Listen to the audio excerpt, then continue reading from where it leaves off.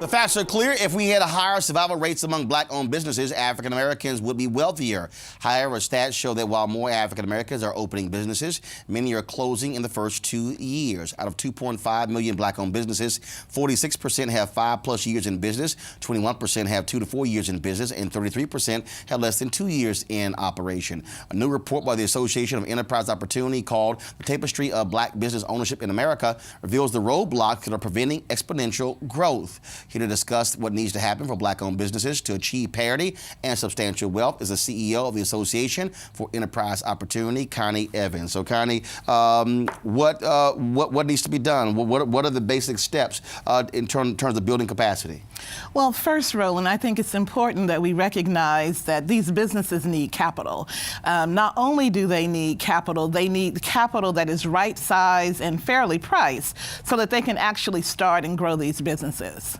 And when we talk about that, okay, so what are the avenues? Because we know that due to the home foreclosure crisis, African Americans did not have the ability to be able to gain capital because they no home, no loan, no business.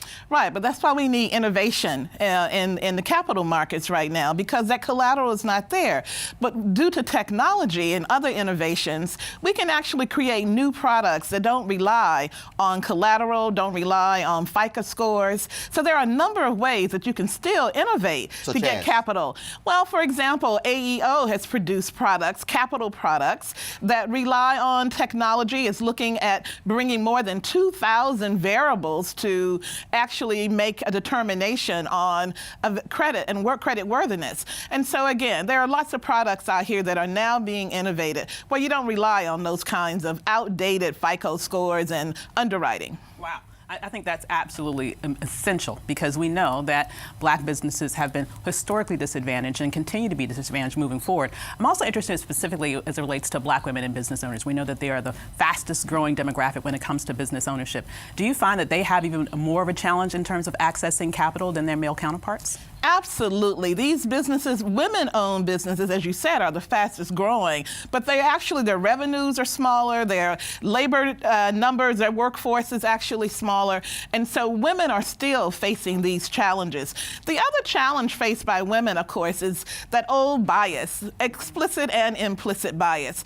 The definition of success for women-owned businesses is often very different. They're not necessarily looking to own that business that they can sell or flip. They're looking for businesses that take care of their families primarily because they're having to juggle child care, family care, and all of the household responsibility along with that business. And quick question, so from Ms. Evans, from 2 to 4 years, what are the reasons why they close afterwards? And then secondly, what types of sectors of businesses are we talking about? Are these self-help organizations? Are they consulting firms? What type of businesses are the ones that are actually succeeding in That's a really good question. And one of the reasons that we find through our report that these businesses are not succeeding, it's not only the wealth gap, the starting wealth gap, the capital gap, but we also recognize a third important gap, which is the trust gap.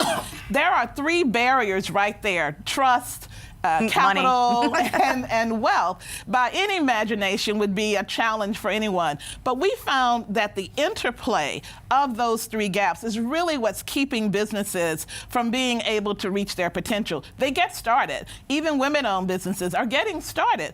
But the interplay of those 3 challenges seem to be unsurmountable. So we have to find ways to help people get over those 3 challenges and gaps.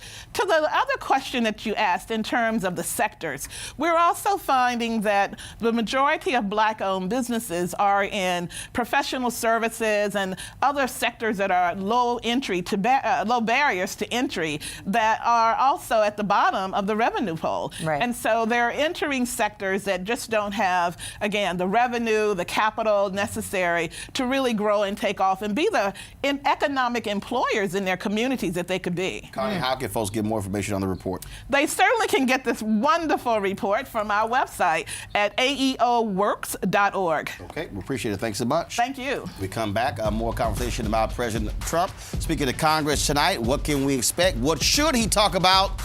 Maybe he can find that black agenda Gianno says exists. I just tweeted it. Check my Twitter. It's a press release. Check my Twitter. 10 before top of the hour, News 1 Now TV 1.